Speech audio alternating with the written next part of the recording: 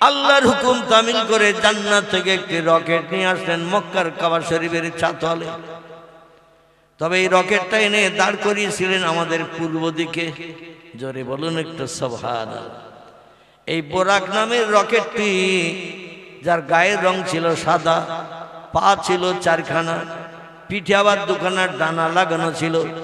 দুনিয়ায় যত চতুষ্পদ জন্তু আমরা দেখি, গরু, ছাগল, ইঁদুর, কুকুর, বিড়াল থেকে শুরু করে চার পেয়ে জন্তু, বাঘ, ভল্লুক, হাতি, সিংহ, গন্ডার, যত চতুষ্পদ জন্তু দেখি, কোন পশুর গায়ে কোনো ডানা বাজু আছে? আছে? নাই। কিন্তু জান্নাতে এই পশুটির গায়ে দুখানা ডানা লাগানো ছিল। জিবরিল আমিন হলো দ্রুতগামী রকেট। একবার চোখ বন্ধ করে আলগা করলে তারা নজর ভর দেখতে পাওয়া যেত না, এত দ্রুতগামী রকেট। কিন্তু জিবরিল ওই জান্নাতি পশুর সঙ্গে পাল্লা দিয়ে যেতে পারেনি, বরং পিছনে পড়ে যেতেন সব সময়। জোরে বলুন একটু সুবহানাল্লাহ। এত দ্রুতগামী রকেট, যার আরবি নাম হলো বোরাক। একে নিয়ে কাবা শরীফের দরজার সামনে হাতিমের কাছে তাকে দাঁড় করিয়ে রাখলেন। হাতিম বলতে আমরা তাকেই বুঝি যেটা কাবা শরীফের উত্তর দিকে একটি প্রাচীর দেওয়া রয়েছে বেকা ধনুক মার্কা, আর একেবারে কাবা শরীফের দরজার পূর্ব দিকে একটা গোলাকার ধানের গলার মতো ঘর তৈরি করা আছে। যারা উমরায় গেছেন, হজ পাকে গেছেন, দেখে আসার সুযোগ পেয়েছেন, নিয়ত করুন আল্লাহ যেন মক্কার কাবা শরীফের চাতল নসিবে দেখায়। কাবা ঘরের কালো পাথর, লাল পাথর যেন নজরে দেখায়। কারণ এই পাথরের দিকে নজর করে তাকিয়ে থাকলে জীবনের গোনা রাশি আল্লাহ ধুয়ে মুছে সাফ করে বান্দারে বেগুনা মাসুম বানিয়ে দেয়। কারণ এই কালো পাথরের ঘরটি ইট টিট একটাও নাই, ইট দিয়ে কিছু বানানো নাই, সব পাথর দিয়ে বানানো। এতটা লম্বা লম্বা পাথর, এতটা করে উঁচু, এতটা করে পুরু। এক একটা পাথর এতটা পুরু, আর আমার 2 হাত লম্বা করলে যতটা লম্বা হবে, এই রকম লম্বা লম্বা পাথরের উপরে পাথর সেট করে এই ঘরটি বানানো রয়েছে।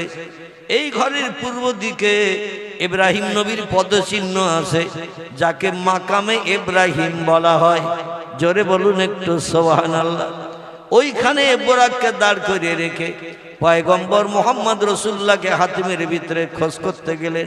আর আল্লাহর কাছ থেকে সংবাদ জেনে এসেছেন আমার নবী কাবার চাতাল আছে, যে নবীর উঠিয়ে নিয়ে বোরাকে চাপিয়ে তাড়াতাড়ি পৃথিবীর 3টে দেশ পরিভ্রমণ করিয়ে আমার কাছে নিয়ে সময় পয়গম্বরের সামনে সরাসরি বসিয়ে নিয়ে 13 বছরের ঘাত প্রতিঘাত দূর করব, অত্যাচার, নির্যাতন, জ্বালা যন্ত্রণা, মক্কার মানুষ, তায়েফের মানুষ, এমন করে কুবা বাসারের মানুষ, পার্শ্ববর্তী এলাকার মানুষেরা, ইয়ামানের মানুষ, যত মানুষেরা নবীর উপর অত্যাচার, উৎপীড়ন, নির্যাতন করেছে, আমি আল্লাহ সব নির্যাতনগুলো দূর করে দিয়ে নবীর মুখে হাসি ফুটাবো। জোরে বলুন একটু সুবহানাল্লাহ। জিবরিল আমিন প্রথম মাথা ধরে নাড়া দিয়ে ঘুম ভাঙাতে গেলেন। চিন্তা করলেন মক্কার মানুষেরা কত পাথর নবীর মাথায় মেরেছে, মারার কারণে পাথরের দগদগে ঘা হয়ে আসে। আর দেখে যদি ঘা থাকে সেখানে ব্যথা থাকবে না? থাকবে না। কবি কেতাবে লিখেছেন চুয়াজুরা বাদার দে আউর দিগার, দিগারে আজু হালা নামানাদ কারার। শেখ সাদি রহমাতুল্লাহ আলাইহি তার লিখিত কেতাবে বুস্তান নামক কেতাবের ভিতরে লিপিবদ্ধ করেছেন, মানুষের দেহে যদি কোথাও কোনো ফোড়া হয়, ফোড়া সারা শরীর বুঝতে পারে কিনা কোথায় ফোড়া, যন্ত্রণা, ব্যথা কোথায়। ফোড়া যখন পাকো পাকো হয়, পেকে যাওয়ার মতো হয়, মুখ সাদা হয়, তখন ওর গায়ে একটু ঘা লাগলে, টিপলে দরদ ব্যথা লাগে না? লাগে না? পায়ে যদি একটা কাটা ফোটে কোথাও, কাটা, আর কাটাটা যদি বার করা না হয়, 1 দিন 2 দিন থাকলে ওই জায়গাটা দরদ ব্যথা হবে না? হবে না? জিবরিল চিন্তা করলেন পয়গম্বরের মাথায় যদি কাটা ঘা থাকে তাহলে দরদ ব্যথা হয়ে রয়েছে, ঘা এখনো সারেনি। আর আমি মাথার টিপে ধরে যদি মাথা নাড়া দিয়ে ঘুম ভাঙাতে যাই, পয়গম্বর যদি আহা কিংবা উহু শব্দ উচ্চারণ করে, আল্লাহ আজকের পয়গম্বরের মর্যাদা সব সৃষ্টির থেকে সেরা করে দিয়েছেন।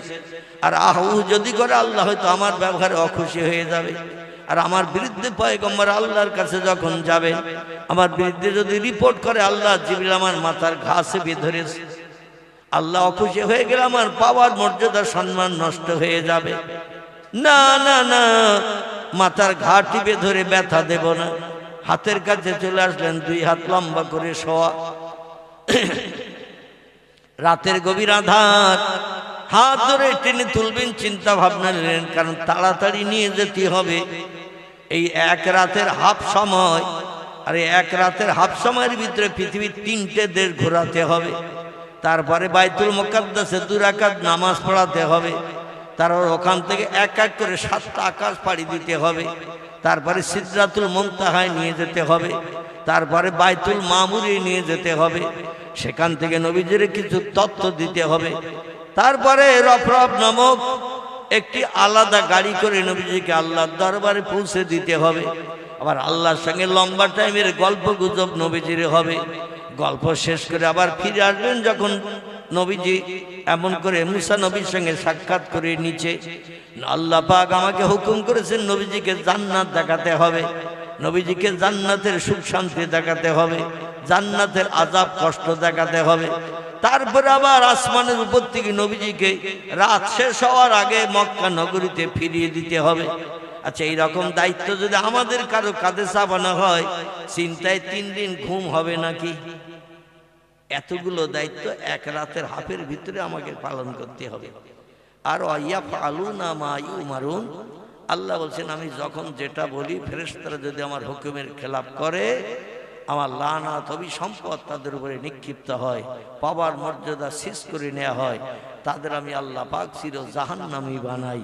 জোরে বলি একটু নাউজুবিল্লাহ। এই জন্য ফেরেশতারা সবসময় আল্লাহর হুকুমকে বাস্তবে রূপদানের জন্য সচেষ্ট থাকে। সবসময় আল্লাহর হুকুমকে বাস্তবে রূপদান করে আল্লাহরে খুশি করার জন্য তারা সবসময় ব্যস্ত থাকে। আমার ভাইরা হাতের কাছে আসলেন, হাত ধরে টেনে তুলবেন। ওই কাবা শরীফের চাতাল হাতিমের ভিতর থেকে চিন্তা করলেন হাতে কোথায় পাথরের ঘা আছে তা তো জানি না। আর এই পাথরের ঘায়ে যদি আমি টিপে ধরে হাত ধরে টানি, নবী যদি উহু শব্দ উচ্চারণ করে, আহা বলে চিল্লিয়ে ওঠে, আর আমার বিরুদ্ধে আল্লাহর কাছে যে রিপোর্ট করে দেয়, তাহলে আমার মর্যাদার সম্মান শেষ হয়ে যাবে। তা করব না। কি করে নবীজির ঘুম ভাঙায়? তফসিরকাররা তফসিরের ভিতরে লিখেছেন, কোন মানুষ যদি কাল ঘুমে ঘুমিয়ে থাকে, অসুস্থ ব্যক্তি, দুর্বল ব্যক্তি, রোগগ্রস্ত ব্যক্তি, দেখবেন এমনি এদের ঘুম হয় না, আবার যখন একটু ঘুমিয়ে পড়ে দেখবেন একটু কাল ঘুমে ঘুমায়। যদি কোনো ব্যক্তি কাল ঘুমে ঘুমিয়ে যায়, এদের ঘুম ভাঙানোর জন্য 2টি প্রসেস অবলম্বন করা যায়। এটা তফসিরের কিতাবে লেখকেরা লিখেছেন। তাতে তার কষ্ট হবে না বটে, তবে ঘুমটা তাড়াতাড়ি ভেঙে যাবে এই প্রসেস 2টি অবলম্বন করলে। একটি প্রসেস হলো, কোনো ব্যক্তি যদি ঘুমিয়ে থাকে আর তার টোটাল দেহের কোনো জায়গায় যদি একটু গরম লাগিয়ে দেন, গরম একটু আগুন যদি সইয়ে দেন, ও লোকটা সঙ্গে সঙ্গে ধড়ফড় করে ঠেলে উঠবে না, উঠবে না। মরা মানুষ শ্মশানের চিতায় পোড়ালে তাই আগুন দিলে ঠেলে ওঠে, আর জিন্দা মানুষের গায়ে আগুন দিলেও কি চুপ করে শুয়ে থাকবে? কি থাকবে? মরা মানুষের গায়ে আগুন দিলে শ্মশানের চিতায় সেও পর্যন্ত ঠেলে ওঠে, আর জিন্দা মানুষের গায়ে আগুন দিলে অবশ্যই তো ঠেলে উঠবে। বাপরে গেছি বলে চিল্লিয়ে উঠবে না, উঠবে না। জিবরিল চিন্তা করলেন, আগুন দিয়ে মুহাম্মদ রাসূলুল্লাহর ঘুম ভাঙাবো না, কারণ আল্লাহ আগুন নবীজির জন্য হারাম বানিয়েছেন, আর আমি সে আগুন দিয়ে নবীর ঘুম ভাঙাবো, ওটা হবে না। যদি আগুন দিলে তাড়াতাড়ি ঘুমন্ত ব্যক্তির ঘুম ভেঙে যায়। 2 নম্বরে আরেকটা কাজ করলে মানুষের ঘুম তাড়াতাড়ি ভাঙে। কাজটা কি বলুন তো? আলহামদুলিল্লাহ, শুধু ঠান্ডা না, একটু পানি যদি গায়ে ছিটিয়ে দেন কোনো ঘুমন্ত ব্যক্তির গায়ে, হালকা একটু পানি যদি ছিটিয়ে দেন, ও সঙ্গে সঙ্গে ঘুম ভেঙে ঠেলে উঠবে না, উঠবে না। আমার ভাইরা, গায়ে একটু পানি ছিটিয়ে দিলে যত কাল ঘুমে ঘুমিয়ে থাক, দেখবেন ও ধড়ফড় করে ঠেলে উঠবে। আর ঠেলে উঠে কিন্তু গালি শুরু করে, অমুকের বাচ্চা, তমুকের বাচ্চা, গায়ে পানি দিলি কেন? এ বলবে না, বলবে না। জিবরিল চিন্তা করলেন, পানি ছিটিয়ে দিয়ে ঘুম ভাঙাবো না। পয়গম্বর ক্লান্ত পরিশ্রান্ত মার খাওয়া ব্যক্তি, অত্যাচার উৎপীড়ন নির্যাতন তিনি খাচ্ছেন, সারা দেহ রক্তপ্লুত হয়ে গেছে, ঘা দগদগে ঘা রয়েছে। পয়গম্বরের গায়ে আগুন দেব না, আবার পানি দিয়েও ঘুম ভাঙাবো না। একটু এক কাজ করি, পানির মধ্যে একটু ঠান্ডা জিনিস পায়ের তলায় লাগাই, যে পায়ের তলায় পাথর মারতে পারিনি, যে পায়ের তলায় আঘাত করতে পারিনি। কারণ মানুষ দাঁড়িয়ে থাকলে পায়ের তলা সেফটি থাকে কিনা, দাঁড়িয়ে যদি থাকে পায়ের তলাটা মাটির সঙ্গে আড়াল সেফটি থাকে কিনা, তাহলে ফেলিয়ে দিতে হবে, দিয়ে পায়ের তলা উঁচু করে তারপরে পায়ের তলা আঘাত করতে হবে। এমনটা ঘটনা পয়গম্বরের পায়ের তলায় ঘটেনি। এই জন্য জিবরিল চিন্তা করলেন, নবীজির পায়ের তলায় আমি নূরের তৈরি ফেরেশতা, আমার জিভটা লম্বা করে পায়ের তলার ধুলোগুলো একটু সেটিয়ে দেই। জোরে বলুন সুবহানাল্লাহ। আল্লাহর টোটাল ফেরেশতাদের ভিতরে যার মর্যাদা সম্মান সব থেকে বেশি, কারণ সমস্ত ফেরেশতা বানানোর আগে আল্লাহ প্রথম বানিয়েছিলেন জিবরিল আমিনকে। কাকে বললাম? জিবরিল আমিনকে প্রথম আল্লাহ বানিয়েছিলেন। তার আগে কোনো ফেরেশতা বানাননি, কোনো হুরগিলেমান বানাননি, অন্য কোনো সৃষ্টি বানাননি। কেবল মুহাম্মদ রাসূলুল্লাহ নূর ছাড়া, বিশ্ব নবীর নূর ছাড়া আর কোনো সৃষ্টি আল্লাহ পূর্বে বানাননি। তারপরে তার ইবাদতের জন্য বানিয়েছিলেন ফেরেশতা জিবরিলকে। তফসির কারকেরা তফসিরের ভিতরে লিখেছেন 1000 বছর জিবরিল আমিন তৈরি হওয়ার পরে টোটাল 1000 বছর শুধু 24 ঘন্টায় আল্লাহর ইবাদত বন্দেগী করেছিলেন, আল্লাহর নামের জপ জিকির করেছিলেন, আল্লাহর নামের তাসবিহ পড়েছিলেন, আল্লাহর উদ্দেশ্যে সেজদা করেছিলেন, আল্লাহর নামের জপ জিকির করে সেজদা করে আল্লাহরে খুশি করেছিলেন। জিবরিল 1000 বছর তৈরি হওয়ার পরে আল্লাহ আরেকজন ফেরেশতাকে বানিয়েছিলেন, তার নাম হলো ইসরাফিল। কি নাম বললাম? তার নাম হলো ইসরাফিল। ইসরাফিল তৈরি হলো 1 বছর, জিবরিলের বয়স হলো 2 বছর। আল্লাহ আরেকজন ফেরেশতা বানালেন, তার নাম হলো মিকাইল। কি নাম? মিকাইল। মিকাইল যিনি মেঘ পরিচালনা করে পানি বর্ষণ করেন।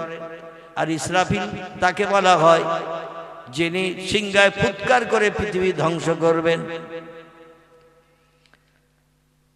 মিকাইলের 1000 বছর বয়স হলো, ইসরাফিলের 2000 বছর বয়স হলো, জিবরিলের 3000 বছর বয়স হলো।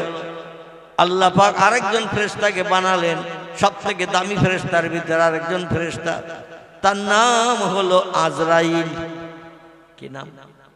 আজরাইল। এই আজরাইলকে 4000 বছরের মাথায় বানিয়েছেন। তারপরে এবার রুমাত, মালিক, মুনকির, নকির আর যত ফেরেশতা আছে কোরআন হাদিসে যাদের নাম কোট করা আছে, এদের পরে পরে পরে পরে বানিয়েছেন। প্রথম 1000 বছর পর পর 3 জন ফেরেশতা হয়েছে।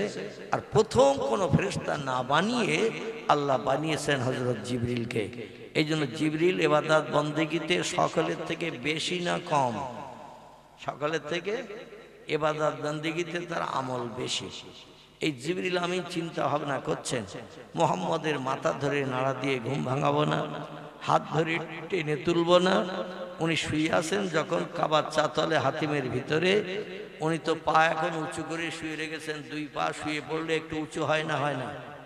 শুয়ে পড়লে 2 পা দেখবেন আঙুলগুলো উপরের দিকে থাকে, কিংবা যদি পা কাত করে দেন পায়ের তলাটা একটু ফাঁকা হয়। বিশ্বনবীর পা দুটো মাথা আঙুলগুলো উপরের দিকে ছিল, পায়ের গোড়ালি নিচের দিকে ছিল। শুয়েছিলেন ওই হাতিমের পাশে। জিবরিল আমিন সেজদায় যাওয়া মতো করে মাথা নিচু করে লম্বা জিভটা, নূরের তৈরি জিভটা বার করে নবীজির পায়ের তলা একটু ঠান্ডা লাগাচ্ছেন। জোরে বলুন একটু সুবহানাল্লাহ। পানি দিয়ে ঘুম না ভাঙিয়ে, আগুন দিয়ে ঘুম না ভাঙিয়ে ওনার ঠান্ডা নূরের তৈরি জিভটা দিয়ে নবীজির পায়ের তলায় চাটছেন। একবার চাটা হয়ে গেছে, নবীজির ঘুম ভাঙেনি। দ্বিতীয়বার আবার পায়ের গোড়ালির দিক থেকে জিভ লম্বা করে চেটে চেটে উপরের দিকে তুলছেন, তখনও ঘুম ভাঙেনি। জিবরিল আবার তৃতীয়বার জিভ লম্বা করে আল্লাহর পয়গম্বরের পায়ের তলায় ঠান্ডা জিভের লালা লাগিয়ে দিয়ে চেটে চেটে উপরে তুলছেন। আমার ভাইরা, তৃতীয়বারও পয়গম্বরের ঘুম ভাঙেনি। জিবরিল বলল, যত সময় ঘুম না ভাঙবে আমি তত সময় আমার জিভ দিয়ে দিয়ে নবীর পায়ের তলার ধুলাবালিগুলো চেটে পরিষ্কার করে দেব। কারণ ঘুম ভেঙে ওঠার পরে আর জমজমের পানি দিয়ে পা ধোয়ার সময় হবে না। এই জন্য আমি ওই অবস্থায় বরাকের পিঠে চাপিয়ে পৃথিবীর 3টি দেশ ঘুরিয়ে নিয়ে বাইতুল মুকাদ্দাসের চাতল থেকে আসমান পাড়ি দিয়ে আল্লাহর দরবারে পৌঁছে দেওয়ার দায়িত্ব নেব। জোরে বলুন একটু সুবহানাল্লাহ। চতুর্থবারের মাথায় যেই জিবরিল আবার জিব্বার করে চাটতে গেলেন, নবীর পায়ে তিনবার ঠান্ডা বরফ মার্কা নূরের তৈরি ফেরেশতার ওই ঠান্ডা বরফ মার্কা জিবের যখন আচ্ছাদন লেগে গেল, জিবের টাচ যখন লেগে গেল, নবীজির গা শিরশির করে উঠল। আল্লাহ নবী ধরপড় করে ঠেলে উঠলেন।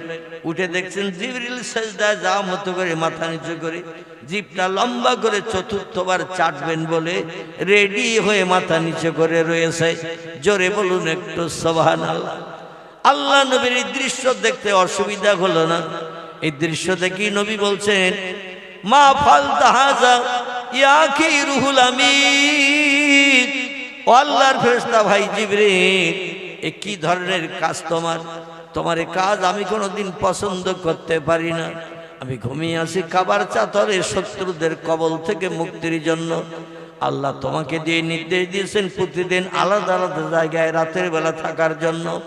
এই জন্য এক জায়গায় এক ঘরে থাকি না, শত্রুরা যাতে খুঁজে না পায়, তাই এক একদিন এক এক জায়গায় রাত যাপন করি। ও জিবরিল, তুমি এই কাবার চাতরে এসে শুয়েছি যাতে এখানে কেউ আমারে খুঁজে না পায়, আর এখানে খোঁজ করতেও কেউ আসবে না। কিন্তু আমি ঘুমিয়ে আসি আর তুমি এসে হঠাৎ আমার পায়ের তলায় জিভ দিয়ে দিয়ে বারবার কেন ধুলাবালি, মক্কার রাস্তায় কত ধুলাবালি কত নোংরা পড়ে আছে। আমি মোহাম্মদ পায়ে জুতো দিয়েও হাঁটি না, কারণ রাতের বেলা জুতোর শব্দ যদি চপাট চপাট করে পা তুললে হয়, শত্রুরা অনেকে ঘুম কামাই করে অপেক্ষায় থাকে আমি মোহাম্মদ কোন দিকে যাই। এই জন্য আমি জুতা পাই দিয়েও হাঁটি না রাতের বেলা। আমি একটু গোড়ালি দিয়ে দিয়ে পা পেতে পেতে হাঁটি। পায়ের আঙুল পর্যন্ত ধুলার উপরে লাগাই না, কারণ ধুলার উপরে টোটাল পা পেতে যদি হাঁটা হয়, পায়ের আঙুল থেকে গোড়ালি পর্যন্ত একটা সাপ পড়ে যায় নরম ধুলার উপরে। আর এই সাপ দেখে দেখে আমি মোহাম্মদ আমার খোঁজ পেয়ে যাবে।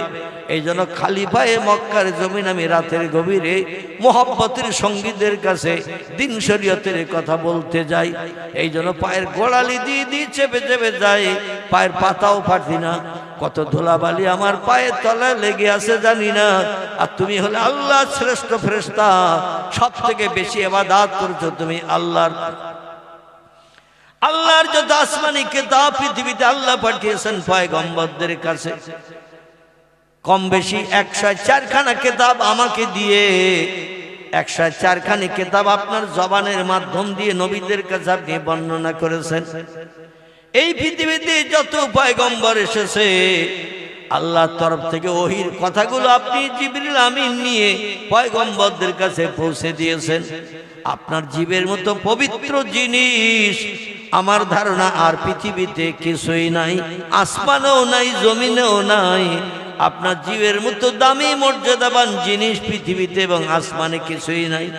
কারণ লক্ষাধিক পয়গম্বরের কাছে ওহী এনেছেন আপনি, আল্লাহর সত্য কথাগুলো আপনি বর্ণনা করেছেন। আপনি জীবনে একটাবার মিথ্যা কথা বলেননি, কাউরে ধোঁকা দেননি, কাউকে প্ররোচনা দেননি, কটু কথায় কাউরে আপনি গালিও দেননি। আপনার জীব হলো পবিত্র, সেই পবিত্র জীব দিয়ে আমি মুহাম্মদ আমার পায়ের তলার ধুলাগুলো এইভাবে কেন চেটে চেটে পরিষ্কার করছেন? পাশেই তো জমজম কূপ আছে, প্রয়োজন হলে বালতি দড়ি ফেলে দিয়ে জমজম কূপ থেকে পানি উঠিয়ে আমার পায়ে যদি কোনো পশুর পায়খানা লেগে থাকে, নোংরা লেগে থাকে, ছাগল চলে, ভেড়া চলে, উট চলে মক্কা নগরীতে, তাদের যদি পেশাব পায়খানা জমিনে পড়ে থাকে আমার পায়ে লাগলেও লাগতে পারে, কারণ জুতো পাই দিয়ে রাতের বেলা হাঁটি না।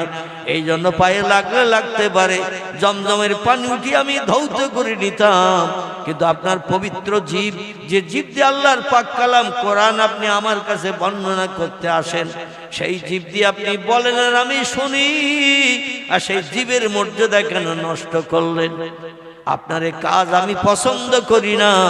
আব্দুল্লাহর বেটা মুহাম্মদ, জিবরিল বলছেন সাদ্দাকতা ইয়া কি মুহাম্মদ বিন আব্দুল্লাহ, ও আব্দুল্লাহর বেটা ভাই মুহাম্মদ, আপনি যে তথ্যটা দিয়েছেন তথ্যটা হলো সঠিক। আমি এতদিন ধারণা করছিলাম আমার জীবের মতো দাম পৃথিবীর আর কোনো জিনিসের নাই। আসমানও কোনো জিনিসের নাই, জমিনও কোনো জিনিসের দাম আমার জীবের মতো নাই। কারণ আমার জীব হলো সব থেকে দামি, যে জীব দিয়ে আল্লাহ পাকের ইবাদত বন্দেগী বসানা, আল্লাহ নামের জপ যেখানে আমি সব থেকে বেশি বেশি আমার জীব দিয়ে করেছি, এ ধারণাটা আমারও ছিল। কিন্তু আল্লাহ পাক আজ রাত্রি বেলা এমন একটা দায়িত্ব আমার কাঁধে চাপিয়ে দিয়ে দিয়েছেন, সেই দায়িত্ব পালন করতে এসে দেখলাম আপনার পায়ের তলার ধুলা ময়লার থেকে আমার জীবের দাম কম। একটু জোরে বলুন সুবহানাল্লাহ। আমার জীবের থেকে আপনার পায়ের তলার দাম কম না বেশি? আপনার পায়ের তলার দাম আমার জীবের থেকে কম না বেশি? কথা বলে না, বেশি। কারণ এই জন্য আপনার পায়ের তলার দাম বেশি, কারণ হলো আমার জীব যেখানে যেতে পারিনি আপনার পায়ের তলা সেখানে যাবে। সেটি হলো আল্লাহর আরশ কুরসি। আল্লাহ অতীতে যেখানে ছিলেন, বর্তমানে যেখানে আছেন, ভবিষ্যতেও কিয়ামত পর্যন্ত যেখানে থাকবেন, এই জায়গাটির নাম হলো আরশ মুআল্লা, আরশ কুরসি। সেইখানে কোনো ব্যক্তির যাওয়ার পাওয়ার নাই। আল্লাহ পাক সেইখানে অবস্থান করেন, এই পবিত্র জায়গায়। তিনি পবিত্র, তিনি খান না, ঘুমান না, পেশাব করেন না, পায়খানা করেন না, রোগ বেমারি হয় না, শরীর নাপাক হয় না, স্বামী স্ত্রী মিলন তার নাই। তিনি হলেন একাই একা। এই জন্য তিনি অতীতে ছিলেন পবিত্র, বর্তমানে পবিত্র, ভবিষ্যতেও থাকবেন পবিত্র। তার আরশ কুরসিটাও হলো পবিত্র। সেই পবিত্র জায়গায় আপনার ধুলাবালি লাগানো পা চলে যাবে। আমার জীব এতদিন পর্যন্ত আল্লাহর ইবাদত বন্দেগী করা সত্ত্বেও সেই জায়গায় কোন আমার জীব ঢোকার পারমিশন পাইনি। জোরে বলুন একটু সুবহানাল্লাহ। এই জন্য আপনার পায়ের তলা ধুলাবালি আমার এই পবিত্র জীব দিয়ে আমি ছেড়ে দিচ্ছি, যে জীব দিয়ে 104খানা আল্লাহর আসমানি কিতাব নবীদের কাছে আমি এনে পৌঁছে দিয়েছি।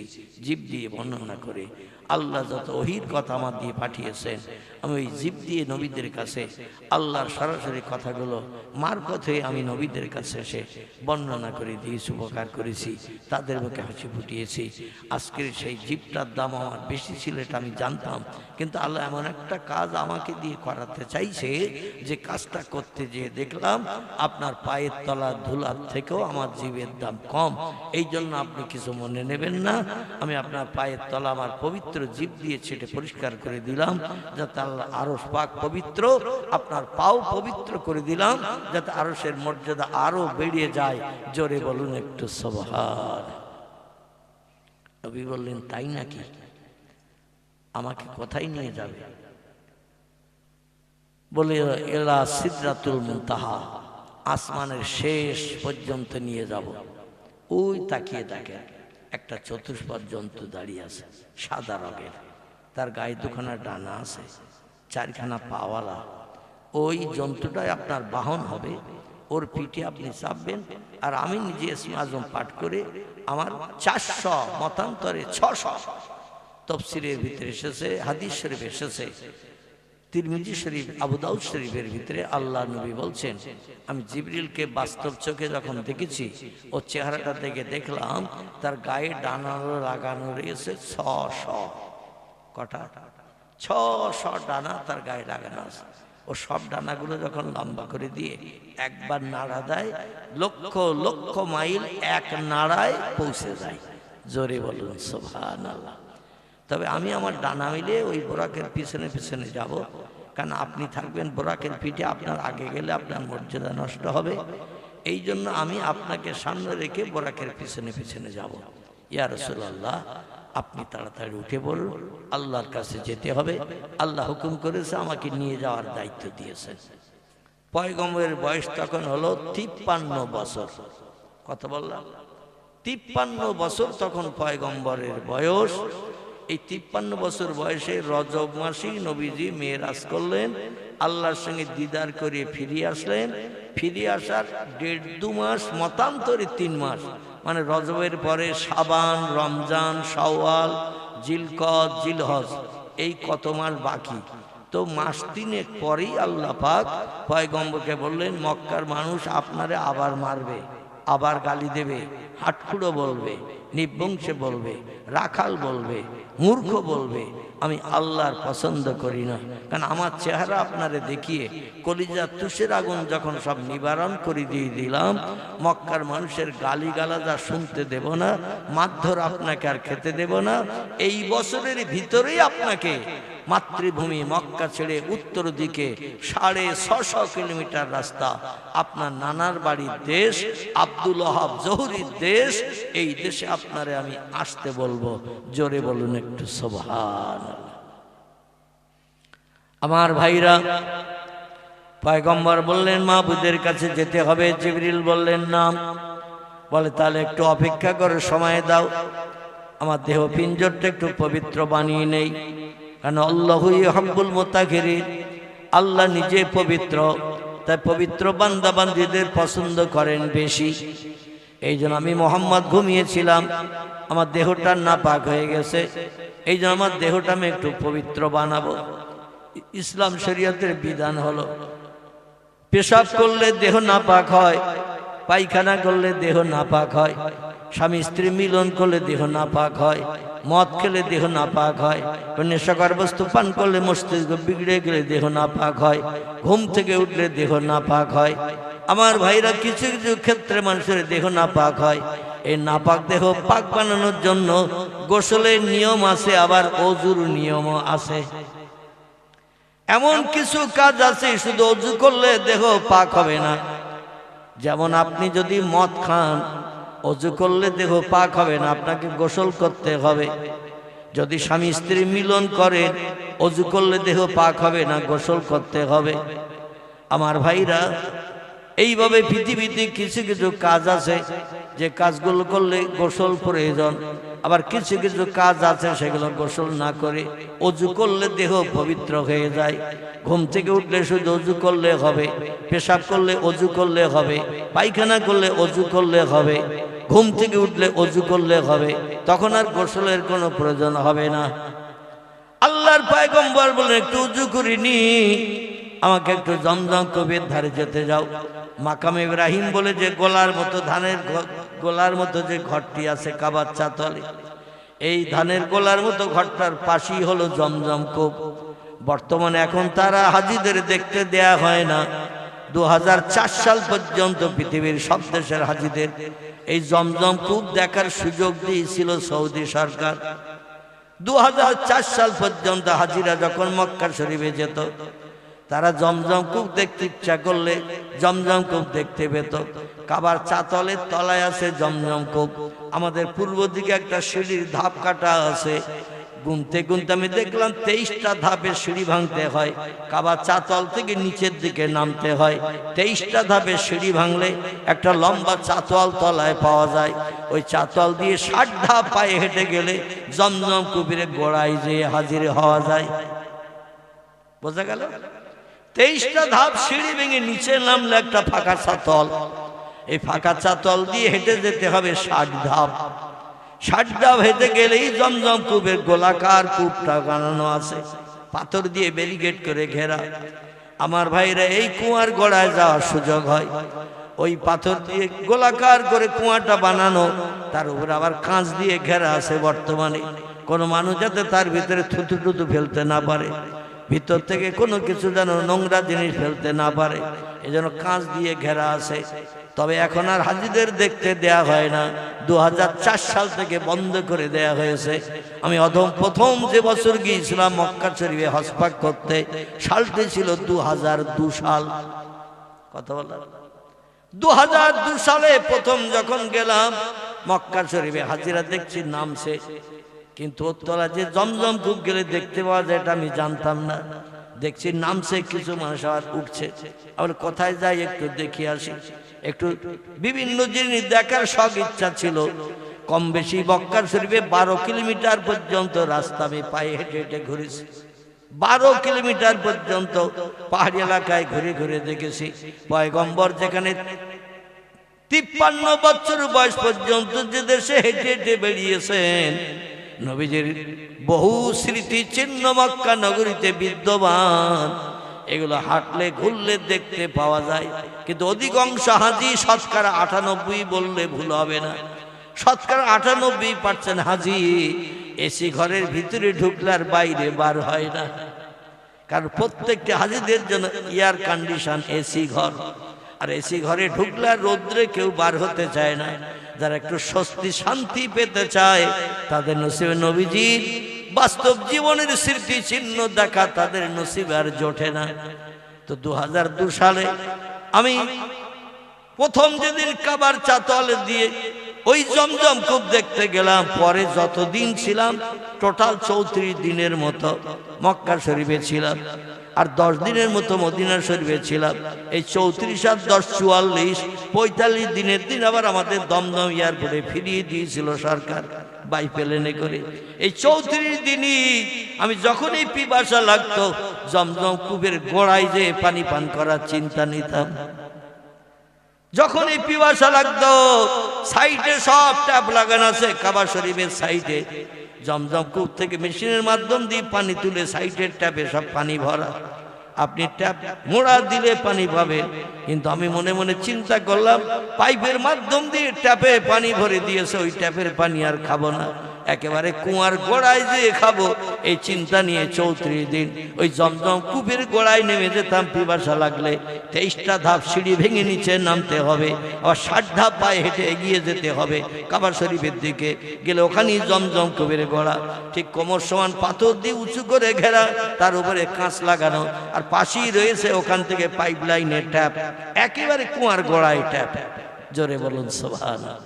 2007 যখন গেলাম, যেই হাজার চেষ্টা করলাম কাবা শরীফের চাতলে, সেই সিঁড়ির গেট আর নাই, অটোমেটিক সৌদি সরকার বন্ধ করে দিয়েছে 4 সালে। আর আমি দ্বিতীয়বার গেলাম যখন 2007, জমজম কূপ আর হাজিদের নসিবে দেখা জোটে না, এখন আর দেখা জোটে না, সরকার আর দেখতে দেয় না। যাই হোক, আল্লাহর পয়গম্বর ওই কুয়ার ভিতরে বালতি দড়ি ফেলে দিয়ে দিলেন রাতের বেলা, বালতি দড়ি ফেলে দিয়ে একটু পানি উঠালেন, সেই পানি দিয়ে দেহটা উজু করে পবিত্র বানিয়ে নিলেন। পবিত্র বানিয়ে নিয়ে বলেন, ইযহাব ইয়া কি রুহুল আমিন, ও ভাই জিবরিল গো, আল্লাহ নূরে তাজুলি চেহারা দর্শন করব, তোমার মুখে খবর শুনে কলিজা আমার আনন্দে আত্মহারা হয়ে গেছে, কলিজা আমার ভরপুর হয়ে গেছে গো ভাই জিবরিল, তাড়াতাড়ি নিয়ে চলো, আমি পাগল পারা হয়ে যাচ্ছি মাহবুদের দেখবো বলে। যে আল্লাহর কথা মক্কার মানুষের কাছে বলতে, যে তাইফের মানুষের কাছে বলতে, যে কুবা বাসরা মানুষের কাছে বলতে, যে আমি মার খেয়ে খেয়ে সারাটা দেহ, আমি একেবারে বসন্তের দাগের মতো সারা দেহ দাগ করে দিয়েছি, ঘা বানিয়ে দিয়েছি। সেই মাহবুদ আজ আমার সঙ্গে সাক্ষাৎ করবেন, আমার দুঃখ কথা শুনবেন, মুসিবতের কথা শুনবেন, অভাবের কথা শুনবেন, আমার একটু তাড়াতাড়ি করে নিয়ে চলো। জিবরিল বললেন, ইয়া রাসূলুল্লাহ, ইরফা, উঠে পড়ুন এই বোরাকের পিঠে। আল্লাহ নবী বলছেন, জিবরিল গো, এই চতুর্পাদ যন্ত্রের ভিতরে উঠতে হবে। জিবরিল বলেন, নাম ইয়া রাসূলুল্লাহ, এর গায়ে দুখানা ডানা আছে, উঠে বললে আপনাকে উড়িয়ে নিয়ে চলে যাবে মহাশূন্য, কোনো অসুবিধা হবে না। আর আমি গাইডম্যান হিসেবে আপনার পিছনে পিছনে যাব, কোনো অসুবিধা নাই, নিশ্চিন্ত মনে, ওয়ালা তাহজান ওয়ালা তাখাব, কোনো ভয় নাই, চিন্তা নাই, নিশ্চিন্ত মনে উঠে পড়েন। আল্লাহ নবী আল্লাহ দেখবে বলে পাগল পারা হয়ে যায়। যেই বোরাকের পিঠে উঠতে গেল, বোরাক পাছা ঘুরিয়ে অন্যদিকে পাছা ঘুরিয়ে নিয়ে গেল। ঘোড়ার পিঠে উঠতে গেলে ঘোড়াটা একটু দাঁড়িয়ে থাকতে হবে না, হবে না। ও যদি চলাফেরা করে ওঠা যাবে ঘোড়ার পিঠে, উট যদি চলাফেরা করে ওঠা যাবে তার পিঠে, হাতি যদি চলাফেরা করে ওঠা যাবে তার পিঠে। একটু দাঁড়াতে হবে, এবং যিনি উঠবেন তার ওঠার একটু সুযোগ করে দিতে হবে। তো নবী বলছেন, একটু মাজা নিচে করলে আমারে পাউসি করে উঠতে সুবিধা হতো, কিন্তু তো পাছা ঘুরিয়ে নিয়ে যাচ্ছে, আমার তো উঠতে দিচ্ছে না। এ ভাই জিবরিল, কি রকেট তুমি এনেছো আমারে মাহবুদের কাছে নিয়ে যাওয়ার জন্য? গাড়ি আসলেই তো আমারে নিতে চায় না। জিবরিল বলছেন, কুমিয়া কি মোহাম্মদ, ও ভাই মোহাম্মদ, একটুখানি দাঁড়ান, রাতের বেলা জান্নাত থেকে এনেছে এই পশুটারে, তার পিঠে কে চাপবে কে উঠবে এটা তার বলা হয়নি। এই জন্য আপনাকে সাধারণ মানুষ মনে করে ও জান্নাতের বসর দাম বেশি, মর্যাদা বেশি, এই চিন্তা ভাবনা করে আপনাকে পিঠে উঠতে দিচ্ছে না। রাতের বেলা আপনাকে হাতিমের ভিতরতে উঠিয়ে আনলাম, জমজম কুবের পানি দিয়ে আপনি ওযু করে দেহটা পবিত্র বানিয়ে নিলেন। এবার মাহবুদের সঙ্গে দর্শন করতে যাবেন, কিন্তু আপনাকে পিঠে উঠতে দিচ্ছে না। পৃথিবীর সাধারণ মানুষ মনে করে ইয়া রাসূলুল্লাহ একটু দাঁড়ান, আমি ওর একটু তত্ত্ব দেই, কে আজ ওর পিঠে উঠবে। জিবরিল বলছে আইয়ুহাল বুরাক, এ জান্নাতের পশু, তুমি কি জানো আজ তোমার পিঠে কে চাপবে? বুরাক বলছে লা ইয়া কি জিবরিল, রাতের বেলা জান্নাত থেকে পৃথিবীর জমিনে এনেছেন, একটা ঘরের সামনে আমারে দাঁড় করিয়ে রেখেছেন, তারপর একজন ব্যক্তিকে ঘুম ভাঙিয়ে টেনে তুলে আপনি আমার পিঠে উঠতে বলছেন। আমি আল্লাহর জান্নাতের নামি দামি পশু, আমার নাম বুরাক, আমার সম্মান কত, মর্যাদা কত, দাম কত। আর একটা মানুষ উঠবে আমার পিঠে।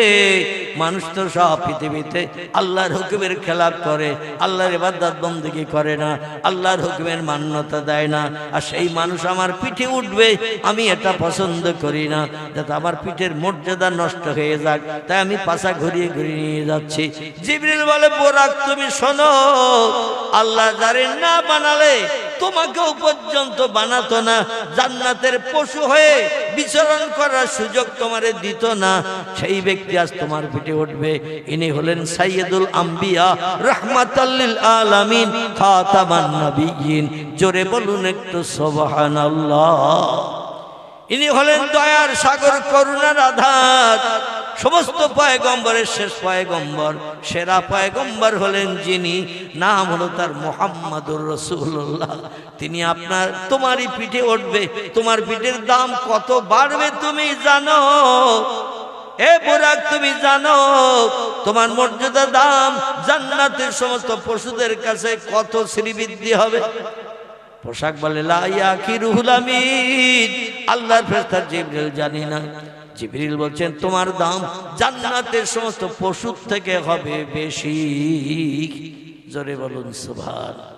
জিবরিল বলছেন তোমার দাম জান্নাতের সমস্ত পশু পাখির থেকে বেশি মর্যাদাবান, দাম বেশি হবে। বুরাক বলছেন তাই যদি হয়, আজকে রাতের বেলা আল্লাহ যারে না বানালে কিছুই বানাতেন না, সব পয়গম্বরের সেরা পয়গম্বর করে যারে বানিয়েছেন, তিনি আমার পিঠে উঠবেন। আমি তত্ত্বটা শুনে খুশি। তো এই রাতের বেলা সব সৃষ্টি ঘুমিয়ে আছে, গভীর রাত, রাত্র দ্বীপ্রহরের পর সব সৃষ্টি দেহের ক্লান্তি দূর করার জন্য ঘুমিয়ে পড়েছে। আর এখন এই রাতের বেলা মুহাম্মদ রাসূলুল্লাহর নাম আমার কাছে আপনি বললেন, আমি শুনলাম, ইনি আমার পিঠে চেপে মাহবুদের সঙ্গে দিদার করতে যাবে। দুনিয়ার কোন সৃষ্টি তো দেখতে পাবে না, হুরগেলেমান দেখবে না, ফেরেশতারা দেখবে না, দুনিয়ার কোন জীবজন্তু কীট পতঙ্গ দেখতে পাবে না, সব রাতের গভীর বিশ্রাম করছে, ঘুমিয়ে আছে। আমার পিঠে উঠে সাইয়্যিদুল আম্বিয়া চলে যাবে আল্লাহর সঙ্গে দিদার করতে। আমি এটা পছন্দ করি না। আমি মুহাম্মদ রাসূলুল্লাহকে আমার পিঠে নিয়ে তার উদ্দেশ্য সফল করাবো, গন্তব্যস্থানে পৌঁছে দেব। তো আমার একটা দাবি আছে, রাতের বেলা কাবার চাতলে দাঁড়িয়ে আমার একটা দাবি আছে। আমার দাবিটি কি পয়গম্বর মুহাম্মদ রাসূলুল্লাহ মেনে নেবে? জিবরিল বলছে মা সালাকা ইয়া বুরাক, এ বুরাক কি তোমার দাবি বলো? বুরাক বলছে আমার দাবি হলো আল্লাহ যেদিন দুনিয়া ধ্বংস করবেন, কিয়ামত সংগঠিত করবেন, কোটি কোটি মানুষ যেদিন হাসরের মাঠে হাজিরি দেবে, সেই দিন মুহাম্মদ রাসূলুল্লাহ তার উম্মতের উপকারের জন্য হাসরের মাঠে ঘুরে ঘুরে বেড়াবে। একবার মিজানের পাল্লায় যাবে, একবার পুলসিরাতের কাছে যাবে, একবার জাহান্নামের দরজার কাছে যাবে। উম্মতরা জাহান্নামে ফেরেশতারা ঢুকিয়ে দিচ্ছে কিনা, মিজানের দাড়ি পাল্লায় যাবে, আমার উম্মতের নেকি বদির হিসাবটা ঠিক মতো হচ্ছে কিনা, ফেরেশতারা কোনো দুর্ব্যবহার করছে কিনা। আবার পুলসিরাতের কাছে যাবে, আমার উম্মতেরা শেখো পেরুতেজি জাহান্নামের আগুনে পড়ে যাচ্ছে কিনা। এই জন্য নবী হাসরের মাঠে দৌড়াদৌড়ি ছুটাছুটি করবেন। একবার এক এক জায়গায় যাবেন উম্মতদের উপকারের জন্য। সেদিন নবীর ব্যস্ততা সব পয়গম্বর দেখবে, পয়গম্বর উম্মতরা দেখবে। ওই দিন দিবালোকে দিনের বেলা সূর্য উদয় হবে, 50,000 বছরের লম্বা দিন একটা দিন হবে। ওই দিন মুহাম্মদ রাসূলুল্লাহ কোন জানের পিঠে না চেপে আমার পিঠে চেপে যদি হাসরের ময়দানে, হাসরের মাঠে উম্মতদের উপকারের জন্য যদি দৌড়াদৌড়ি ছোটাছুটি আমার পিঠে উঠে করে, আমি সেদিন সন্তুষ্ট হব, খুশি হব। আমার মর্যাদা যে সব পশুদের থেকে সেরা, সেদিন দুনিয়ার কোটি কোটি কোটি কোটি মানুষ দেখার সুযোগ পাবে।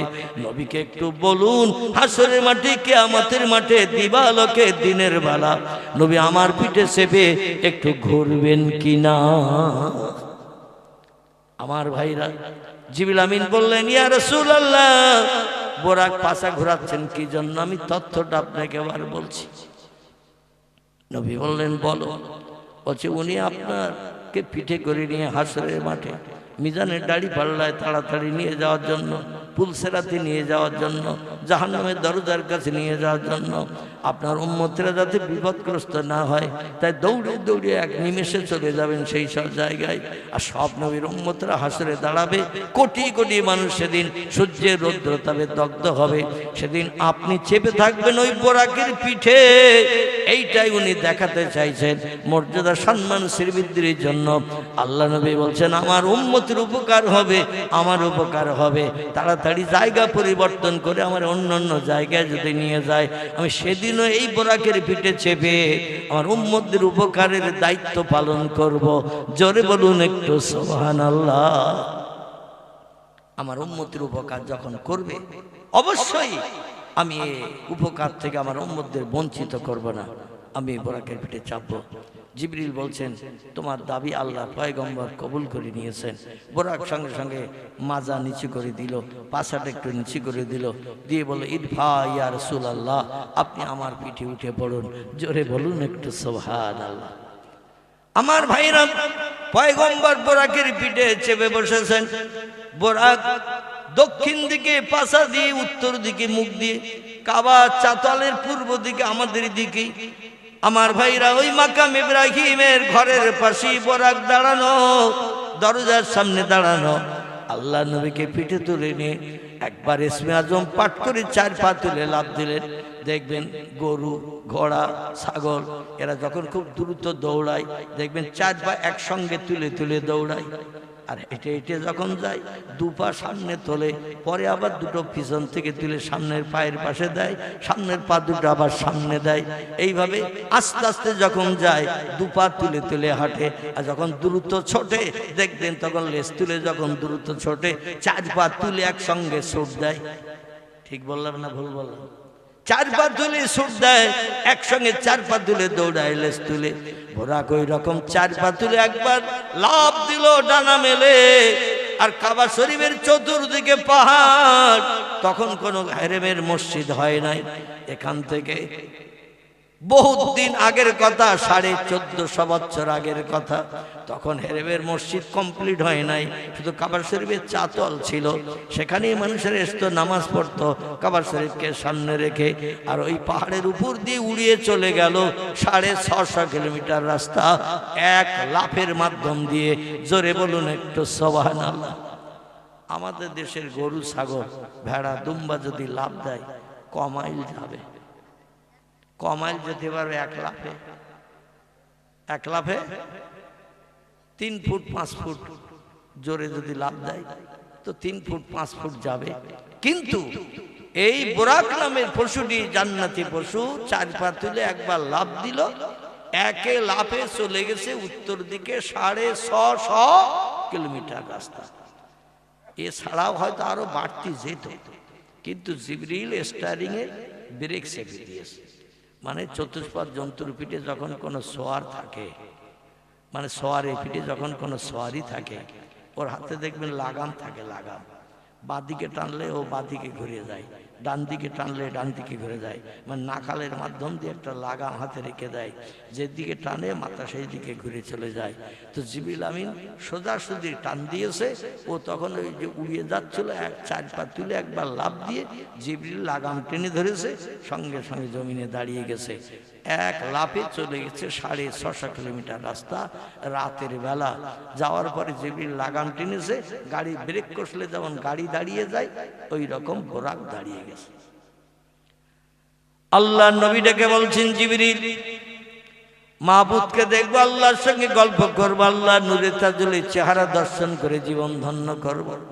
জীবনের দুঃখ দুর্দশা অভাবের কথা বলবো, ঘাত প্রতিঘাতের কথা বলবো। হঠাৎ কেন রাতের বেলা গাড়ি থামিয়ে দিলে? জিবরিল বলে, পয়গম্বর আমি আমার নিজের ইচ্ছায় গাড়ি থামাই নাই, যদিও আমি ড্রাইভার, আপনি হলেন যাত্রী, তো আমার কর্তব্য আছে বাম্পার দেখলে গাড়ি একটু স্লো করতে হবে, গাড়া গাড্ডা দেখলে গাড়ি স্লো করতে হবে, প্রয়োজন হলে গাড়ি রাখতেও হয়। এই জন্য আল্লাহর কিছু নির্দেশ আছে পৃথিবীতে, নির্দেশগুলো বাস্তবে রূপদান করতে যে আমাকে এখানে গাড়ি রাখতে হয়েছে, অন্যথায় একটা না আপনারে মাহবুদের দরবারে নিয়ে যেতাম। জোরে বলুন একটু সুবহানাল্লাহ। নবী বলছেন, ভাই জিবরিল এখানে গাড়ি রাখার কারণ কি এই রাতের বেলা? জিবরিল বলছে, ইয়া রাসূলুল্লাহ গাড়ি রাখার কারণ যদি শুনতে চান, গাড়ি থেকে একটু নিচে নেমে দাঁড়াতে হবে। এই গাড়ি এখানে লাগাম টেনে কেন দাঁড় করালাম যদি জানতে চান, তাহলে এখানে একটু গাড়ির পিঠ থেকে নেমে নিচে দাঁড়াতে হবে। নিচে নেমে না দাঁড়ালে আমার পক্ষে তথ্য পরিবেশন করা সম্ভব হচ্ছে না। নবী বলছেন, রাতের বেলা কোথায় কোন দেশে এসে তুমি গাড়ি এখন হল করিয়েছো, দাঁড় করিয়েছো তো জানি না, আর নিচে না নামলে তুমি তথ্য দিতে পারবে না। জিবরিল বলল, লা ইয়া রাসূলুল্লাহ নিচে নেমে না দাঁড়ালে তথ্য দেওয়া অসম্ভব, আমি তথ্য দিতে পারবো না। নবী বললেন, তাহলে তাড়াতাড়ি নামি, কারণ যত দেরি করব আমার মাহবুদের নূরে তাজুলের চেহারা দর্শন করতে আমার দেরি হয়ে যাবে। এই জন্য তাড়াতাড়ি নামি। আল্লাহ নবী বোরাকের পিঠ থেকে নামলেন, যেই নিচে নেমে দাঁড়িয়েছেন পয়গম্বরকে জিবরিল আমিন বলছি, ইয়া রাসূলুল্লাহ আপনি এই যে জমিনে নেমে দাঁড়িয়েছেন জায়গাটা কোন জায়গা কি চেনেন? আল্লাহ নবী বলছেন, একে তো রাতের বেলা, আধার অন্ধকার গভীর রাত, তারপর কোন দেশে এনে আপনি আমাকে রকেটে করে এনে নামিয়েছেন, আমি কি করে বলবো রাতের বেলা? আমার তো চেনা জানা কোনো রাস্তা নয়। জিবরিল বলছেন, পয়গম্বর আপনি নেমে দাঁড়িয়েছেন যে জায়গাটা কোন জায়গা আপনারে বলে দিই। এই দেশটির নাম হলো ইয়াসরিব। কি নাম? এই দেশটির নাম হলো ইয়াসরিব। এটা হলো আপনার নানার বাড়ির দেশ, আপনার মা জননীর বাপের বাড়ির দেশ, আমিনার বাপের বাড়ির দেশ। এই দেশটির নাম হলো ইয়াসরিব। নবী বলছেন, জিবরিল গো পুরানো ব্যথার কথা তুমি তুলে ধরলে। এই দেশে আমি একটা বার এসেছিলাম তাইফের দেশ থেকে মায়ের কাছে মক্কায় ঘরে ফিরে। মারে শুধু বারবার বলতাম, মা জননী। কত ব্যক্তিরা তাদের ছেলেদের কোলে তুলে নেয়, গালে চুমা দেয়, পকেট থেকে খরমা খেজুর খাবার বার করে খাইয়ে চিবিয়ে গালে দিয়ে দেয়, দিয়ে আবার তাদের পিতারা নিজেদের কাজে চলে যায়। বাচ্চারা তাদের হাতের খরমা খেজুর খাবার মিষ্টি নিয়ে খায় আর আনন্দ করে। ও মা জননী, আমার আব্বা আজ পর্যন্ত একটা দিন আমার সঙ্গে তাইফে দেখাও করতে গেল না, মক্কায় ফিরে আসার পরও আমার সঙ্গে দেখা করলো না। আমার আব্বা আইনা তাজাহাব কোথায় গিয়েছে একটু বলো। মামিনা বলছেন, বাবা তোমার আব্বা সংসার নির্বাহের জন্য ব্যবসা করতে গিয়েছিল সিরিয়ার দেশে। নবী বলছেন, সব ব্যবসায়ীরা তো ব্যবসা করে টাকা পয়সা আয় করে ঘরে ফেরে, আমার আব্বা কি ঘরে ফেরে না? বলে তোমার আব্বা একটু টাকার মায়া মহব্বত বেশি, বেশি বেশি আয় করার জন্য বিদেশে থাকে, বাড়ি আসে না। নবী বলছেন, সব ছেলেরা বাবার কোলে ওঠে, জীবনের দুঃখ দুর্দশা স্বভাব নিবারণ করে, তুষের আগুন নিবারণ করে। আমার জীবনে তুষের আগুন নিবারণ হলো না। এই জন্য আমি বাপকে যদি আমাদের দেশে ফিরে না আসে, আমি নিজে চলে যাব বাপের সঙ্গে যে দেশে ব্যবসা করতে গেছে। মামিনা বলেন, হবে বাবা হবে, তুমি ছোট মানুষ, 6 বছরের ছোট্ট বাচ্চা, একটু বড় হও, তোমার আব্বার সঙ্গে দেখা করতে নিয়ে যাব আমি। দুদিন 5 দিন 10 দিন যায়, আবার পয়গম্বর বাচ্চা ছেলে মেয়েদের নিয়ে পাহাড়ি এলাকায় যখন খেলা করে, হঠাৎ তাদের আপনজনেরা এসে যখন কোলে তুলে নেয়, চুমা দেয়, পকেট থেকে খাবার বার করে দেয়, নবী দাঁড়িয়ে দাঁড়িয়ে ফাল ফাল করে তাকিয়ে তাকিয়ে দেখে, বলে আহারে আমার কত বন্ধুদের পিতা আসছে, চাচা আসছে, আপনজন আসছে, কোলে তুলে নেয়, খাবার দেয়, গালে চুমা দেয়, কপালে চুমা দেয়। আহারে আমার দুঃখ নিবারণের কেউ নাই। কাঁদতে কাঁদতে দৌড়িয়ে বাড়ি এসে বলে, মা আমার আব্বা টাকার মোহে পড়ে বিদেশে থাকতে পারে, বাড়ি ফিরতে না পারে, আমি মোহাম্মদকে জ্বালা সহ্য করতে পারি না, আমার নিয়ে চলুন বাবার সঙ্গে সাক্ষাৎ করতে যাব। মামিনা একদিন শ্বশুর আব্বা জান আব্দুল মোত্তালেবের সঙ্গে কথা বলে আলাপ আলোচনা করে বললেন, মোহাম্মদ বড় ব্যস্ত হয়ে পড়েছে, আমারে নিয়ে যেতে চাচ্ছে তার বাবার সঙ্গে সাক্ষাৎ করতে। আব্দুল মোত্তালেব বললেন, মোহাম্মদের বাবা মারা গেছে, তুমি কি তথ্য দিয়েছো? বলে লা ইয়া আবি, আমার স্বামী মারা গেছে, মোহাম্মদের কাছে তথ্য দিই নাই। বলে কেন? বলে তথ্য দিলে মোহাম্মদের মনটা খারাপ হবে, মনে তুষের আগুন জ্বলবে, হৃদয়ে অন্তরে আঘাত লাগবে যে বাবা দুনিয়ায় বেঁচে নাই, আমার আর জীবনে কোলে নেবে না, গালে চুমা দেবে না, কপালে চুমা দেবে না, খোরমা খেজুর খাওয়াবে না। এই চিন্তা ভাবনা করে মোহাম্মদ কাঁদবে, চোখের পানি মোচন করা যাবে না। তা আমি তারে সান্ত্বনা দিয়ে বলেছি, ব্যবসা করতে বিদেশে গেছে, এখনো ঘরে ফেরেনি, তবে আপনার সঙ্গে বলছি আমার স্বামীর কবর একটু মোহাম্মদকে দেখাবো, যদি অনুমতি দেন তাহলেই মক্কা থেকে উত্তর দিকে 650 মাইল রাস্তা আমি চলে যাব একটু বাবার বাড়ির দেশে। আমার স্বামী আব্দুল্লাহ আবু আপ্রান্তরী খেজুর বাগানের পাশে কবরস্থ হয়ে আছেন, আমার দেওর ভাসুরদের মাধ্যম দিয়ে আমার স্বামী কবরস্থ হয়ে আছে। বাবার বাড়ি যাব, 2-5 দিন 7 দিন থাকবো, বিশ্রাম নেব, তারপরে ফিরে আসার পথে বাবার কবর দেখিয়ে মনের দুঃখ নিবারণ করি, আবার সঙ্গে নিয়ে বাড়ি ফিরব। আপনি এখন কাটছেন বাড়ির মালিক, কারণ স্বামী আমার নাই, আপনি অনুমতি দিলে আমার ছেলেটারে নিয়ে যে তার বাবার কবরটা একটু দেখাতে চাই। আব্দুল মোত্তালেব বললেন, নাম নাম ইয়া বেনতি, ও কন্যা সমতুল্য পুত্রবধূ, আমি তোমারে বঞ্চিত করব না, স্বামীর কবর কোন নারীর না দেখার ইচ্ছা হয়, এই জন্য তুমি যাও তোমার ছেলেটারে নিয়ে। তবে মরুভূমি রাস্তা, পাহাড়ি এলাকা, তুমি সুন্দরী যুবতী নারী, একটা মাত্র বাচ্চা তোমার হয়েছে, চেহারা সৌন্দর্য নষ্ট হয়নি, তোমার চেহারা সৌন্দর্যে ভাটা পড়েনি, মরুভূমির পথে পাহাড়ি এলাকায় বিপদগ্রস্ত হতে পারো।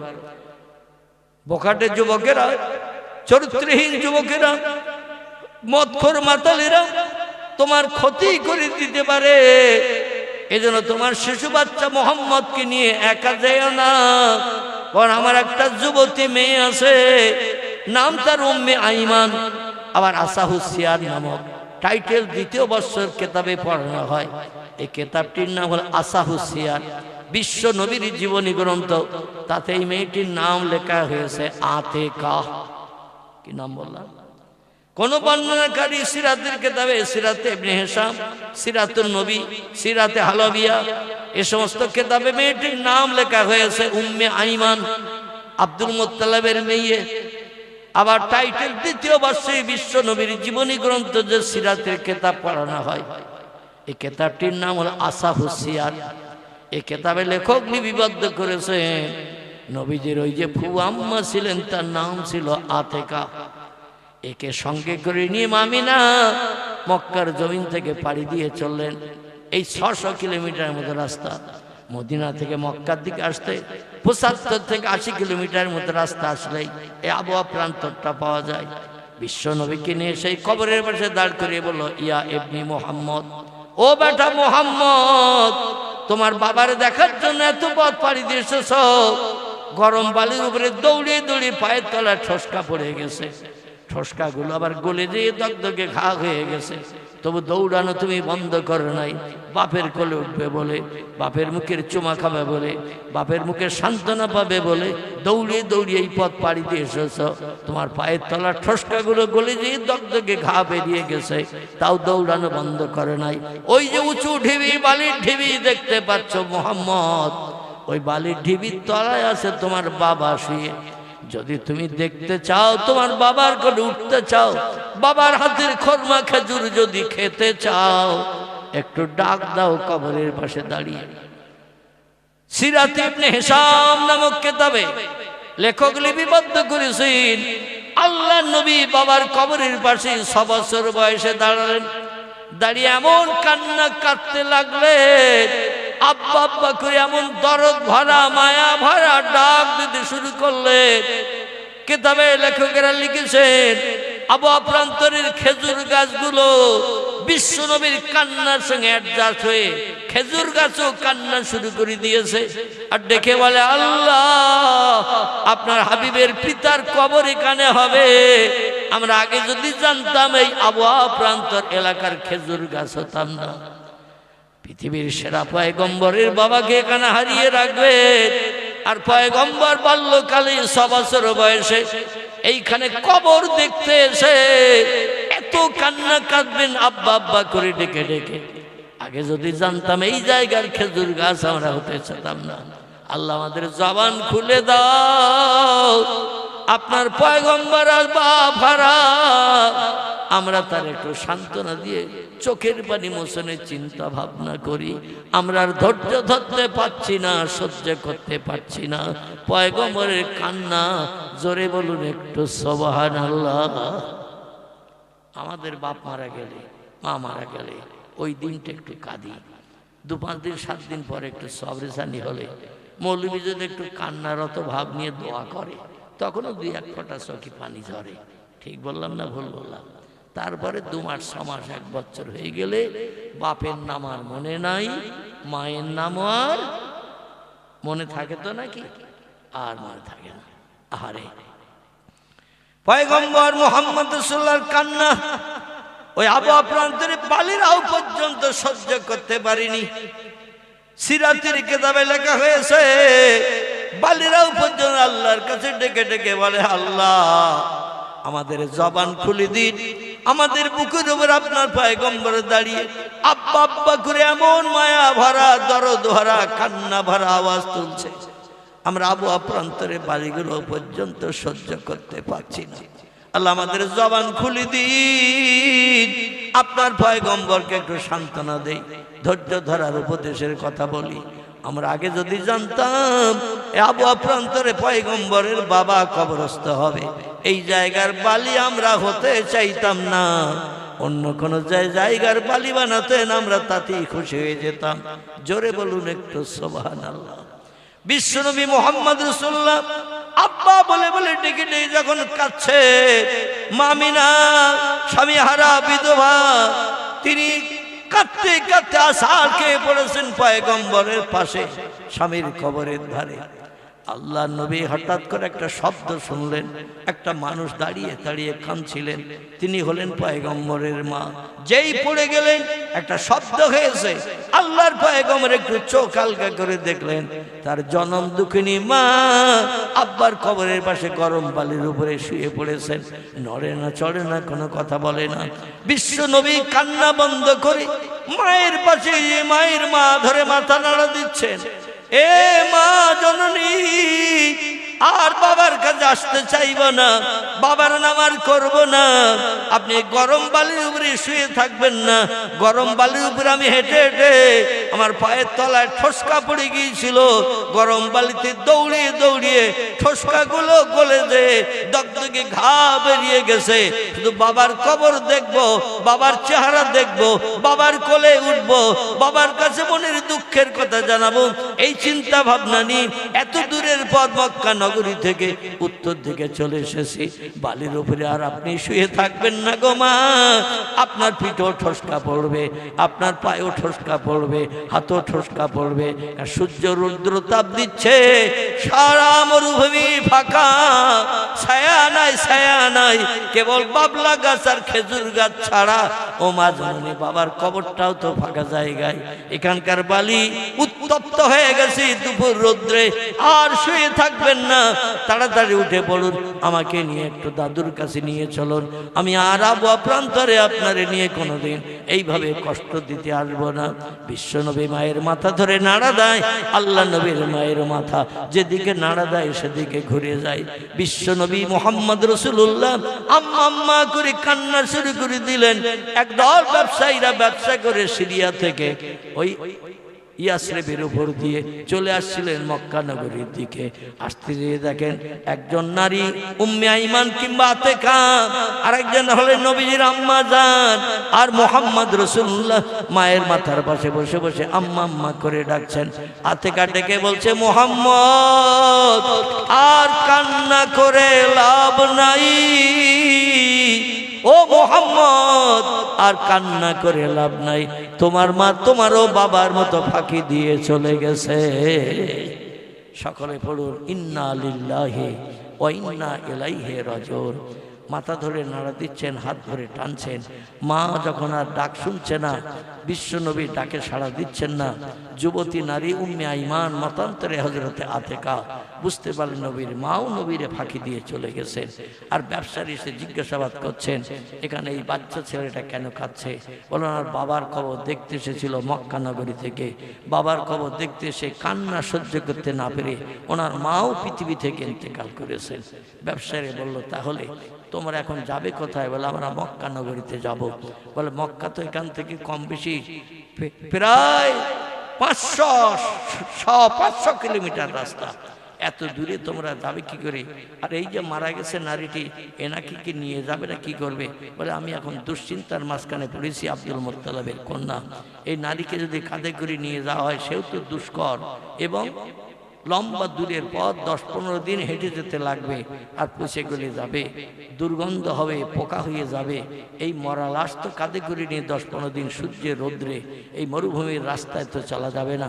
বলে তাহলে অনুমতি দিলে ওই স্বামীর কবরের পাশে ওনার স্ত্রীকেও আমরা কবরস্থ করে যেতে পারি, যদি অনুমতি দাও।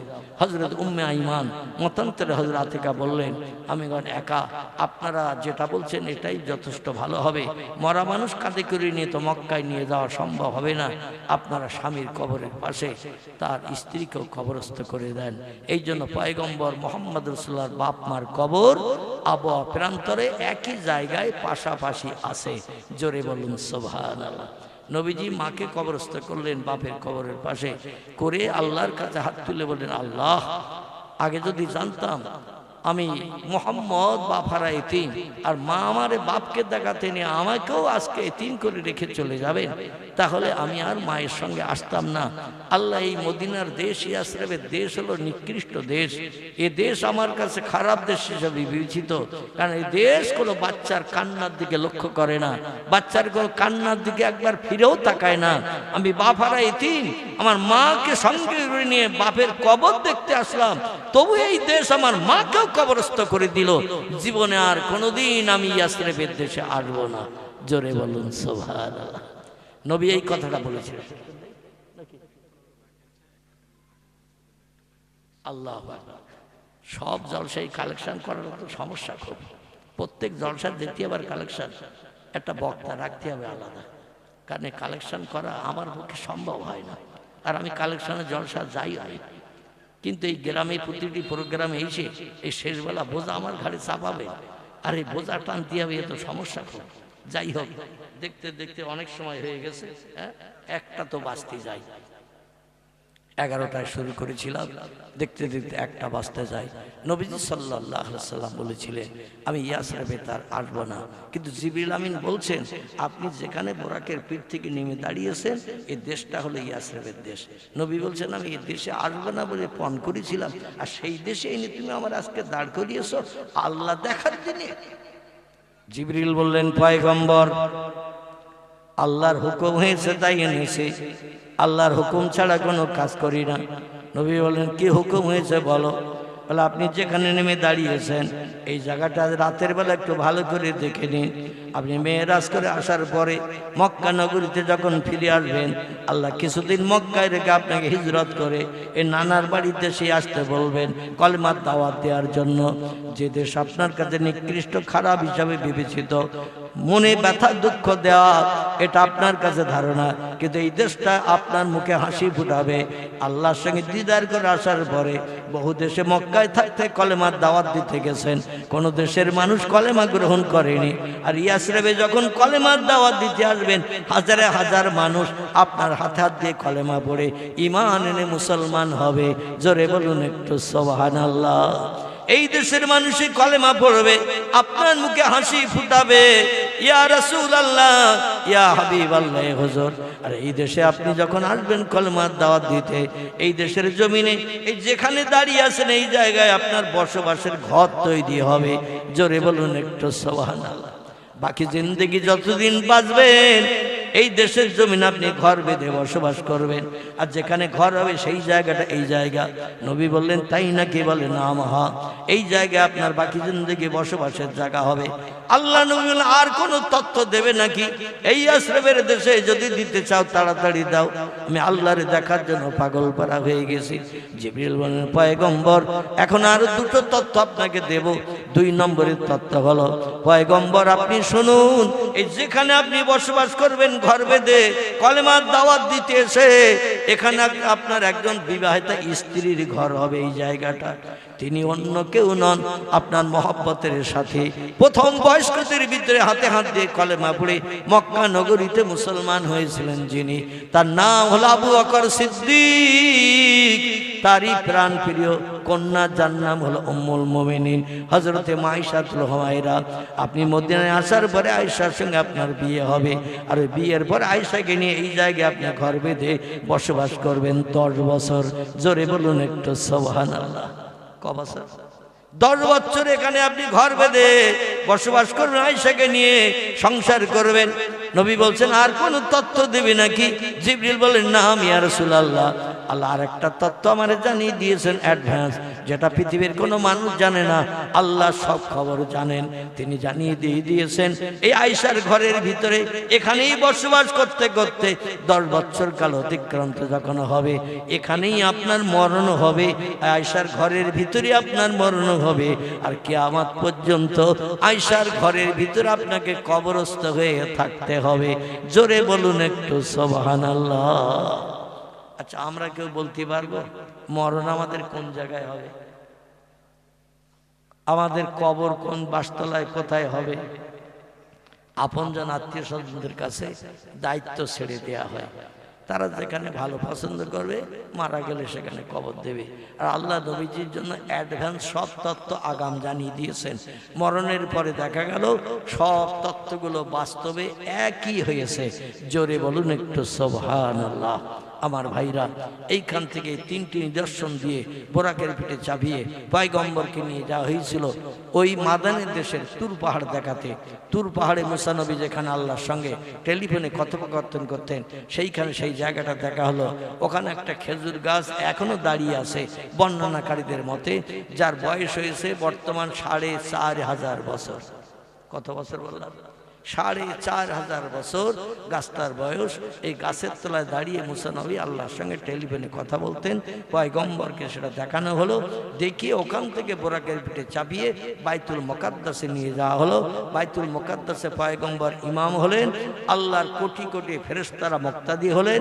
সমস্ত পয়গম্বর আদম নবী থেকে ঈসা নবী পর্যন্ত আসমান থেকে ছাড় দিয়ে নবীজির পিছনে ইক্তেদা করে মুক্তাদি হয়ে নামাজ পাঠ করে নবীজির ইমাম বানালেন। ওনারা সবাই নবীর মুক্তাদি হয়ে উম্মত হিসেবে বিবেচিত হলেন। জোরে বলুন একটু সুবহানাল্লাহ। মানে সব নবী মুহাম্মদ রাসূলুল্লাহ সাহায্য ছাড়া জান্নাতে যাওয়ার অনুমতি পাবে না। এটাও সেখানে আল্লাহ প্রমাণ করিয়ে সেরা নবীর মর্যাদা তাকে দিলেন। জোরে বলুন আমিন। আমার ভাইরা, দেখতে দেখতে 2 ঘন্টার কাছাকাছি হয়ে গেছে, 2-4 মিনিট বাকি। আমরা দোয়ার দিকে গিয়ে যাব। তবে কর্তৃপক্ষরা আগামী বছর আবার এই প্রোগ্রাম করবেন। গায়ে প্রোগ্রাম হলে মানুষের আনাগোনা একটু কম হয়, তো আল্লাহর অফুরন্ত রহমত। আমি যেটা ধারণা করে পারি নাই সেটা বাধ্য হয়ে বলছি যে আপনারা কম্বলের ভিতর থেকে উঠে এসে যা এরিয়া করে জায়গাটা বানিয়েছিল মোটামুটি ভরাট করে ফেলেছে। আমি নিজেও বিশ্বাস করতে পারিনি যে আজকের এই প্যান্ডেল ভর্তি হবে। এই শীতের রাতে পৌষ মাসে মোটামুটি ভর্তি করে ফেলেছেন। ঘন্টা দিয়ে আলোচনা রাখলাম। আল্লাহ আবার যদি চার চক্ষের মিলন ঘটান, আমি বাইতুল মুকাদ্দাস থেকে পরবর্তী ঘটনাগুলো আবার আলোচনা করতে, আলোকপাত করতে সচেষ্ট হব। এখন এই প্রোগ্রাম যে ছেলেরা অক্লান্ত পরিশ্রম করে, কষ্ট করে, মেহনত করে তারা এই প্রোগ্রামটা করেছে, আগামী দিন তাদের বাপ মা, দাদা দাদি, আপনজন, আত্মীয় স্বজন বা এই পাড়াটার যত মানুষ কবরস্থ হয়ে আছে সকলের আত্মার কল্যাণের জন্য আগামীতেও এই প্রোগ্রাম করে দুখানা হাত আল্লাহর দরবারে উঠানোর চিন্তা ভাবনা নিয়েছেন। আপনারা তাদের এই চিন্তা ভাবনায় সকলে রাজি না অরাজি? যদি বলেন আর দোয়া টোয়ার দরকার নেই, আজকের দোয়াই শেষ, আমাদের আপনজন যারা মরে গেছে আজকের দোয়া পেলি আর কোনো দোয়া লাগবে না, তাহলে আমি আর হাত পাতবো না। আর যদি বলেন যে আর হাত পাতার দরকার আছে, আগামীতে বেঁচে থাকলে মৃত পিতামাতার জন্য দোয়া করতে হবে, কারণ তারা জায়গা জমি, ঘর বাড়ি, অর্থ সম্পদ সব আমাদের জন্য রেখে গেছে না নিয়ে সঙ্গে করে কবরে গেছে?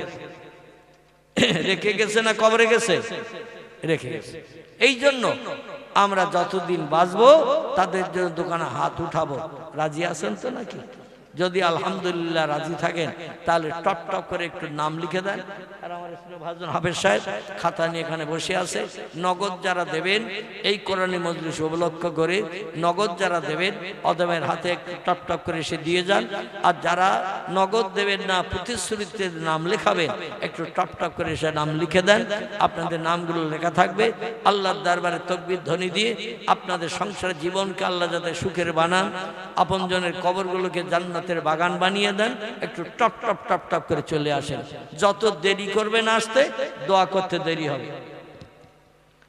একজন ভাই প্রথম তিনি রক্ত ঘামানো, ঘাম ঝরানো পয়সা 100 টাকা নগদ দান করেছেন। আমি একটু দানকারীর জন্য আওয়াজ তুলবো, আপনি একটু জোরে আওয়াজ দেবেন। ইবলিস শয়তান যাতে দূর হয়ে অন্তত হরিকাঠির খাল ডাল পার হয়ে চলে যায়। কারণ অনেক ব্যক্তি এখন কোরআনী মজলিসে পয়সা দিতে চায় না। ঠিক বললাম না ভুল বললাম? এই মজলিসে অনেক ব্যক্তি হাত লম্বা করতে চায় না। আর চায় না তার কারণ ইবলিস শয়তানের প্ররোচনা, ধোকায় থাকে। এই জন্য শয়তান যাতে দূর হয়ে যায়, আল্লাহর জাহান্নামের আগুনের ভয় হৃদয়ে তৈরি হয়, আল্লাহর রহমতের মায়া আমাদের হৃদয়ে বেশি বেশি যাতে তৈরি হয়। এই জন্য আমি একটু তাকবীর ধ্বনি দেব। জোরে একটু আওয়াজ দেন, নারায়ে তাকবীর, নারায়ে তাকবীর। একজন যুবক ভাই বলুন জিন্দাবাদ। 100 টাকা প্রথম নগদ বলুন মারহাবা, জোরে বলুন মারহাবা, নারায়ে তাকবীর। আল্লাহ দান কবুল করুন, মনোবাঞ্ছা পূর্ণ করুন, উদ্দেশ্য সফল করুন, একাল পরকালে ভালোই দান করুন। আয় আল্লাহ, কিয়ামতের কঠিন দিন, মুসিবতের সময় এ দান সকলের জন্য নাজাতের ওসিলা বানিয়ে দেবেন। আয় আল্লাহ, হিসাব নিকাশবিহীন আপনার দয়ার জান্নাত, জান্নাতুল ফেরদাউস এদের জন্য হালাল বানাবেন। সকলে জোরে বলুন আমিন। আর একজন ভাই দিলেন 100 টাকা। দেখা দেখি 4 গায়ে গায়ে বাস। একজন যুবক ভাই প্রথম দিলেন 100, আরেকজন ভাই তিনি দিলেন 100। আয় আল্লাহ, আমার এই ভাইয়ের দানকে আপনি কবুল করে নিন। আল্লাহ তার সংসার জীবনকে সুগময় করুন। আয় রোজগারে, ব্যবসায়, চাষে, কারবারে বরকত দান করুন। এক অন্নভুক্ত যত মানুষ বাড়িতে আছে আয় আল্লাহ, রোগ বেমারি থেকে নিষ্কৃতি দিন, সংসারকে সুখের বানিয়ে দিন, হাঁড়িতে দানায় দানায় উন্নতি দিন। জোরে বলুন একটু আমিন। না